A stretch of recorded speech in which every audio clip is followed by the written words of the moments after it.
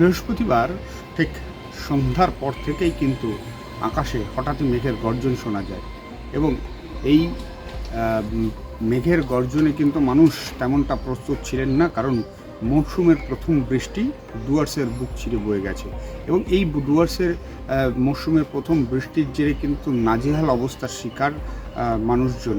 কারণ বৃষ্টির সঙ্গে সঙ্গে ঝোড়ো হাওয়া এবং কালবৈশাখীর যে দাপট, সেই কালবৈশাখীর দাপটে কিন্তু ডুয়ার্সের বিস্তীর্ণ এলাকা, বানাহাট ব্লক এবং ধূপগুড়ি ব্লকের বিভিন্ন এলাকায় কিন্তু ব্যাপক ক্ষয়ক্ষতির একটা বিষয় উঠে আসছে এবং সেখানে দেখা যাচ্ছে যে ডুয়ার্সের বানাহাট ব্লকের শালবাড়ি ২ নম্বর গ্রাম পঞ্চায়েত এবং ১ নম্বর গ্রাম পঞ্চায়েত এলাকার ডুরামারি এবং বিভিন্ন এলাকাতে কিন্তু ঘরবাড়ি ব্যাপকভাবে ক্ষতিগ্রস্ত হয়েছে। যেমনটা দেখা যাচ্ছে যে ঘরের টিনের ছাউনি পর্যন্ত উড়ে গেছে এবং সেই সঙ্গে শিলাবৃষ্টিরও একটা দাপট, যার ফলে কিন্তু প্রচুর ঘরবাড়ির টিন ক্ষতিগ্রস্ত হয়েছে এবং যেগুলো কাঁচা বাড়ি রয়েছে সেই বাড়িগুলোর কিন্তু অবস্থা খুবই খারাপ এবং সকাল থেকে যে চিত্র ফুটে উঠছে তাতে কিন্তু দেখা যাচ্ছে যে মানুষ একেবারে আশ্রয়হীন অবস্থায়, মাথার উপরে টিনের ছাউনিটুকু পর্যন্ত নেই।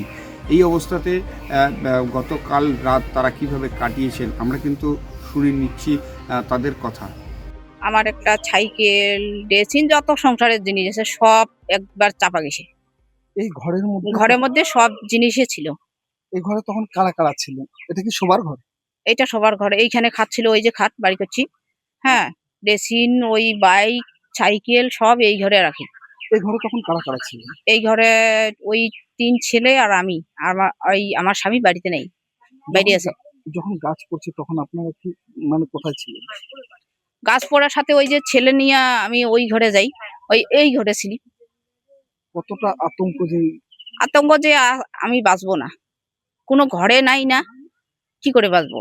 যখন ওই গাছটা পড়েছে তখন মনে হচ্ছিল যে গাছটা আপনার উপরে পড়ছে? হ্যাঁ, কি মনে হচ্ছিল? দেখছি যে আর বাঁচবো না, এই ঘর পড়ছে, এই গাছ আছে, গাছ আরো চারিপাশে আছে, টিন তো এক ঘরেও নাই টিন। সব টিন উঠে গেছে। কালকে ঝড় হয়েছিল, কালকে হয়তো যে টিনের চাল উড়িয়ে গেছে।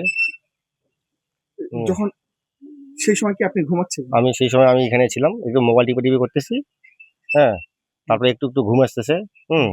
তারপরে এইদিকে ফট করে একটা আসলো, হ্যাঁ, হাওয়া আসলো। হাওয়া আসার পরে ঘরটা একটু মানে একটা আওয়াজ হলো আর কি। আওয়াজ হওয়ার পরে তারপরে আমি দেখতেছি একটু আওয়াজ করতেছে মানে হাওয়ার মতো।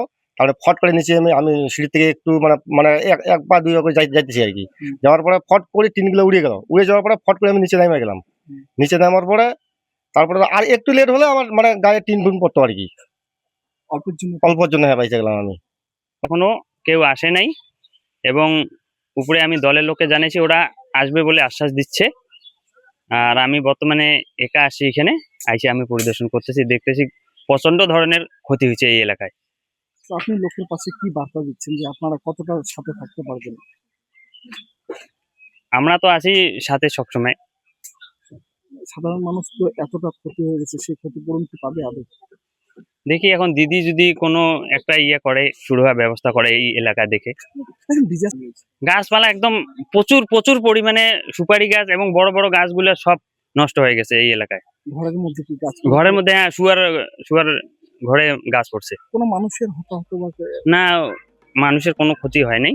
জলপাইগুড়ি জেলার এই দুরামারি এবং ধূপগুড়ি ব্লকের যে বিভিন্ন এলাকা, সেখানে কিন্তু ঝোড়ো হওয়ার ফলে বিদ্যুতের তার ক্ষতিগ্রস্ত হয়েছে এবং রাস্তার পাশে থাকা বিপুল পরিমাণ গাছপালার কিন্তু ক্ষয়ক্ষতি আমরা দেখতে পেয়েছি এবং সেই গাছ ভেঙে পড়ে ব্যাপকভাবে ক্ষতিগ্রস্ত হয়েছে বিদ্যুতের তার, এবং যার ফলে কিন্তু বানাহাট ব্লক এবং ধূপগুড়ি ব্লকের বেশ কিছু এলাকা এখনও পর্যন্ত পুরোপুরি বিদ্যুৎ পরিষেবাহীন অবস্থায় রয়েছে এবং সাধারণ মানুষকে কিন্তু তার ভোগান্তি চরমে উঠেছে।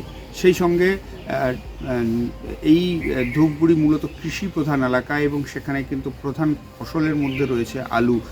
এই মুহূর্তে জমিতে আলু, মটরশুঁটি, সিম এই সমস্ত শাকসবজি যেগুলো চাষ করা হয়েছিল সেগুলো কিন্তু রয়েছে এই ঝড়ো হাওয়া এবং শিলাবৃষ্টির দাপটে সেগুলো তো ব্যাপকভাবে ক্ষয়ক্ষতি হয়েছে এবং সেই আলু যা জল পাওয়ার পরিপ্রেক্ষিতে কিন্তু কৃষকদের যেমনটা দাবি যে আলুর এমনিতেই দাম আমরা পাচ্ছিলাম না, যার ফলে কিন্তু মাঠেই সেই আলু মজুত করা ছিল এবং কিছু কিছু জায়গাতে আলু তোলা পর্যন্ত হয়নি। এগুলো জল পাওয়ার পরিপ্রেক্ষিতে কিন্তু সেগুলো নষ্ট হয়ে যাবে বা ব্যাপক পরিমাণে লোকসানের একটা শঙ্কায় কিন্তু তারা রয়েছেন। শিম, মটরশুঁটি সহ অন্যান্য যে সমস্ত ফসল রয়েছে সেগুলো ব্যাপকভাবে ক্ষতিগ্রস্ত হয়েছে। এই অবস্থাতে দাঁড়িয়ে কৃষকরা কোথায় গিয়ে দাঁড়াবেন সেটা নিয়ে কিন্তু দুশ্চিন্তায় রয়েছে। জলপাইগুড়ি জেলা প্রশাসনের তরফ থেকে যদিও এই বিষয়ে জানানো হয়েছে, জেলার প্রত্যেকটা ব্লক এবং ব্লক বিপর্যয় দপ্তর প্রস্তুত রয়েছে এবং সেই যথাযথ তারা সব সহযোগিতার হাত বাড়িয়ে দিয়েছে। তৃণমূল কংগ্রেসের তরফ থেকে যেমনটা দাবি করা হয়েছে, ক্ষতিগ্রস্তদের তিরপল থেকে শুরু করে বিভিন্ন রকমের যে বিপর্যয় মোকাবিলার যে সামগ্রী রয়েছে সেগুলো তাদের হাতে তুলে দেওয়া হয়েছে এবং তাদেরকে একটা নিরাপদ আশ্রয়ের খোঁজে নিয়ে যাওয়ার চেষ্টা করা হচ্ছে। জলপাইগুড়ির ডুয়ার্স থেকে সুপ্রিয় বসাক, আর প্লাস নিউজ।